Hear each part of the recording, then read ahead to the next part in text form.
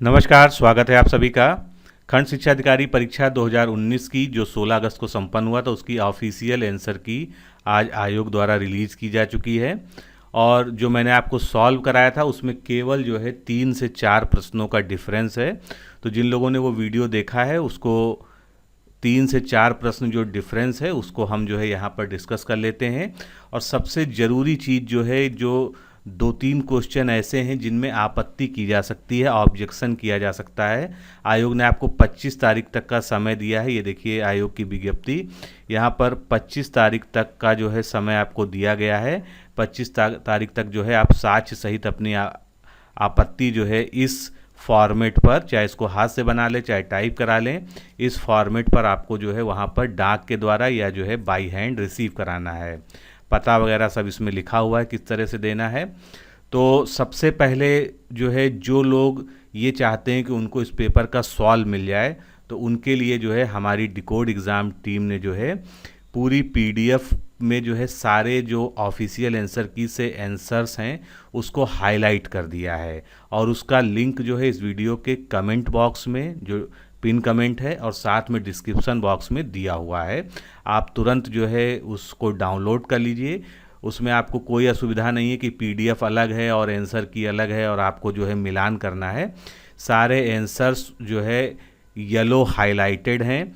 1-2 प्रश्न में गलती से 2 प्रश्न जो है येलो हाईलाइट हो गए हैं, तो वहाँ पर जो है सही जो उत्तर है येलो हाईलाइट वाला उसको टिक भी कर दिया गया है, जिसको आप समझ जाएंगे।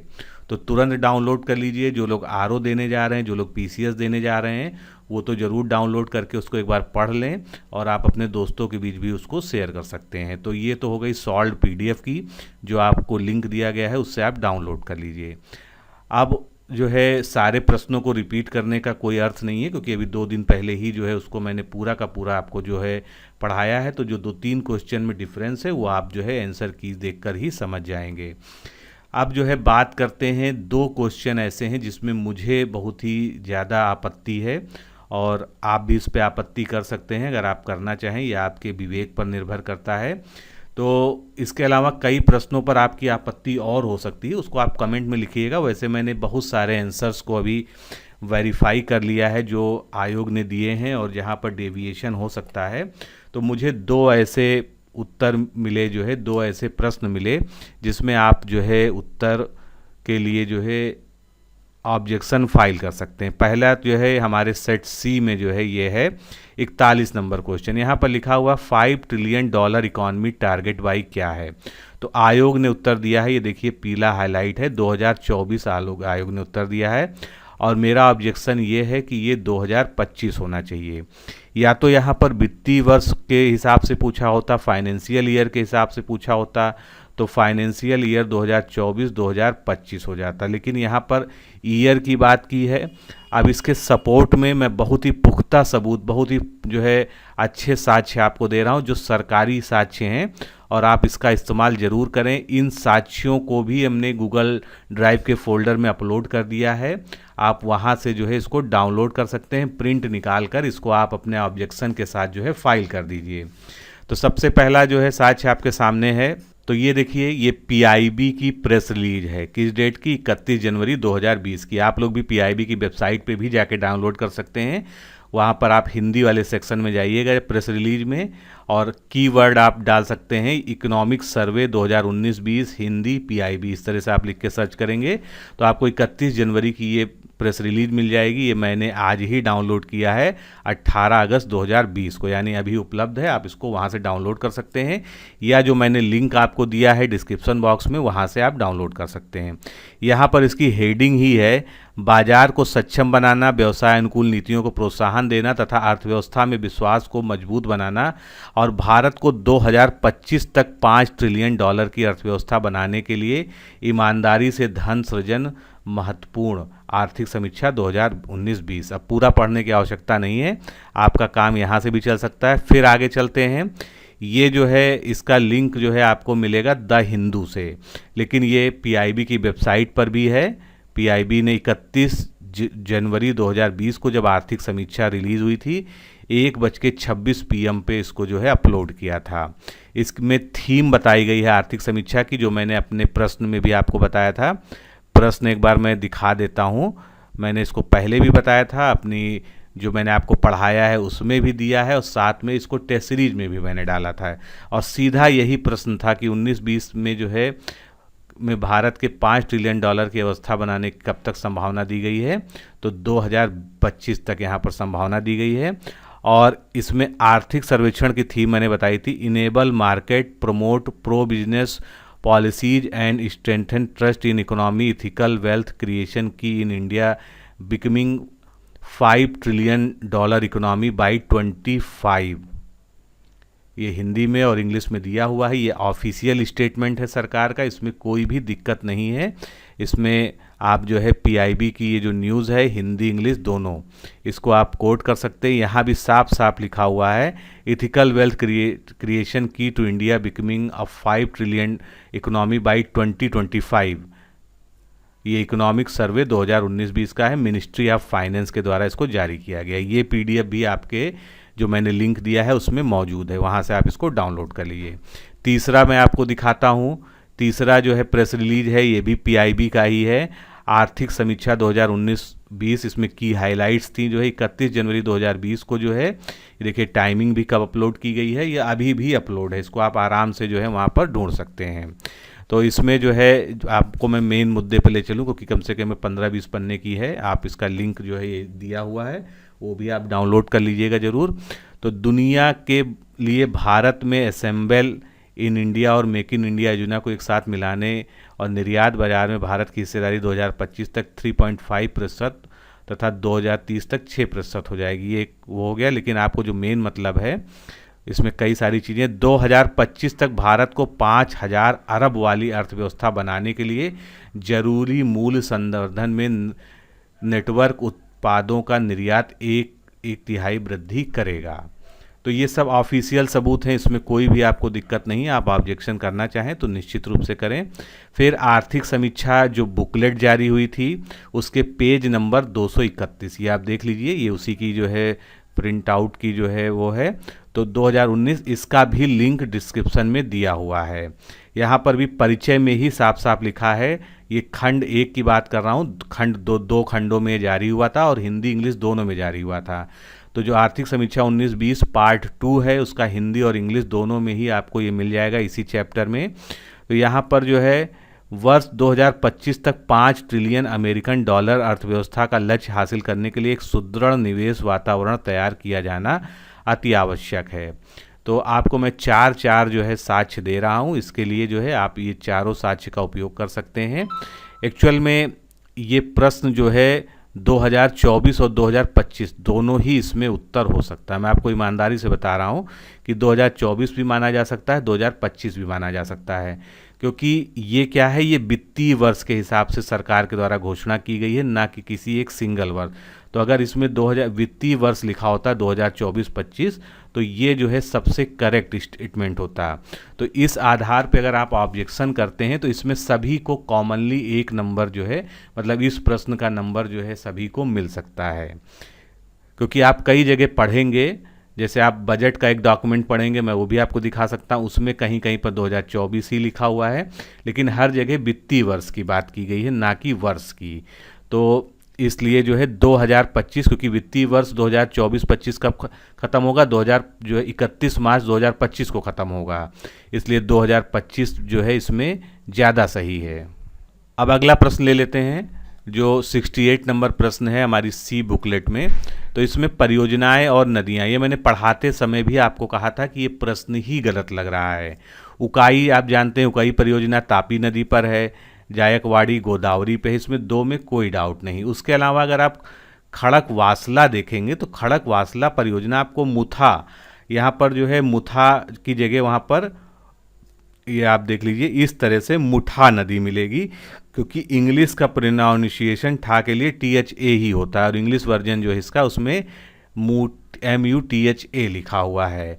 तो मुठा या मुथा नदी, क्योंकि इसके अलावा मुथा जो है कोई अलग से नदी नहीं है। तो ये जो है खड़गवासला जो परियोजना है ये मुथा नदी पर है, और मयूराक्षी जो है मयूराक्षी नदी पर है, ये आम्बी से सुमेलित हो ही नहीं सकता है। मयूराक्षी परियोजना आप लोग हमेशा जानते हैं, क्योंकि जो मयूराक्षी परियोजना है ये कहाँ पर है, इसका डिटेल आप देखिए। ये छोटा नागपुर पठार के उत्तर पूर्वी भाग में एक छोटी सी नदी मयूराक्षी के मसान जोर नामक स्थान पर बांध बनाकर झारखंड को बिजली से और पश्चिम बंगाल को सिंचाई की नहरों से लाभान्वित किया जा रहा है। इसे पॉपुलरली कनाडा बांध भी कहते हैं। जो मयूराक्षी परियोजना पर जो है मसान जोर बांध है, इसको कनाडा बांध भी कहते हैं। वहीं पर खड़गवासला जो है ये महाराष्ट्र के पुणे शहर से 20 किलोमीटर दूरी पर स्थित एक बांध है, और ये मुठा या मुथा नदी पर स्थित है।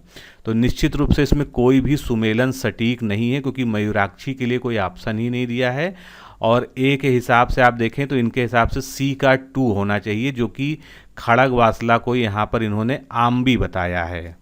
तो आप लोग भी जो है बुक्स को खंगालिएगा और स्रोतों को भी देखिएगा, लेकिन मेरे अनुसार जो है ये प्रश्न जो है बिल्कुल गलत है और इसको आयोग द्वारा रद्द किया जाना चाहिए। इसी तरह से जो हमने पहले बात की जो है 5 ट्रिलियन इकोनॉमी वाले प्रश्न की, वो भी जो है कैंसिल होना चाहिए, क्योंकि उसमें 2 उत्तर दिए जा सकते हैं। 2024 भी दिया जा सकता है और 2025 भी दिया जा सकता है। तो इस तरह से ये भी प्रश्न जो है सही नहीं है प्रश्न के अकॉर्डिंग, क्योंकि इसके 2025 के लिए भी पर्याप्त साक्ष्य हैं और 2024 के लिए भी पर्याप्त साक्ष्य मौजूद हैं।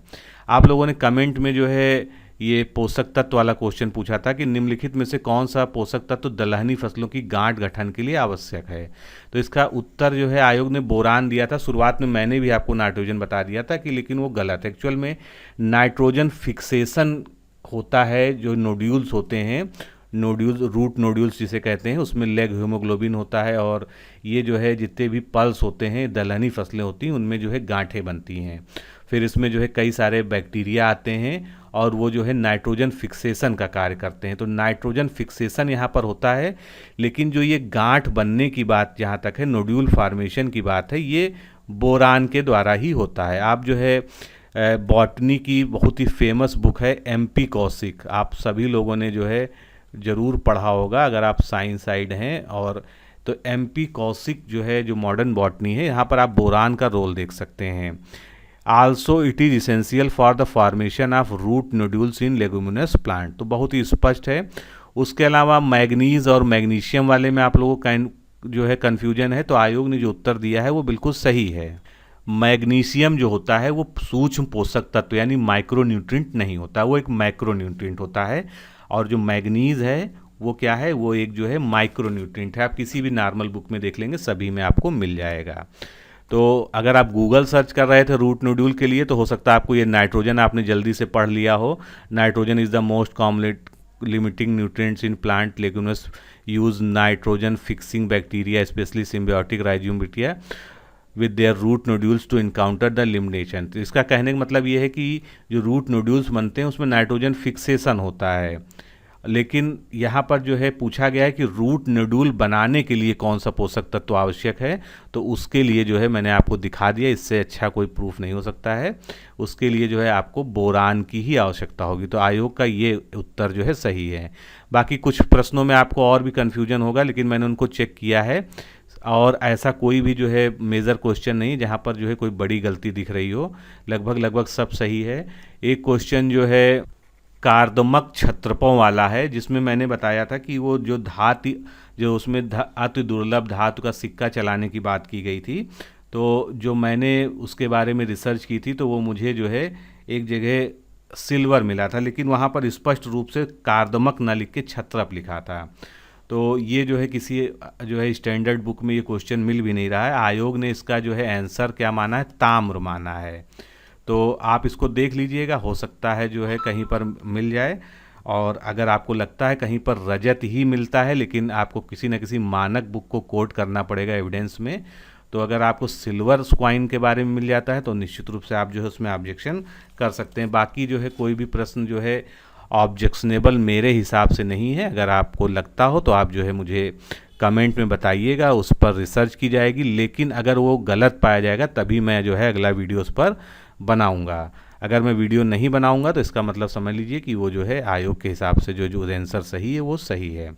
तो जो कुछ मुझे लगा मैंने आपको बता दिया जो है, आपको इससे हेल्प मिलनी चाहिए और आप चाहें तो ऑब्जेक्शन कर सकते हैं।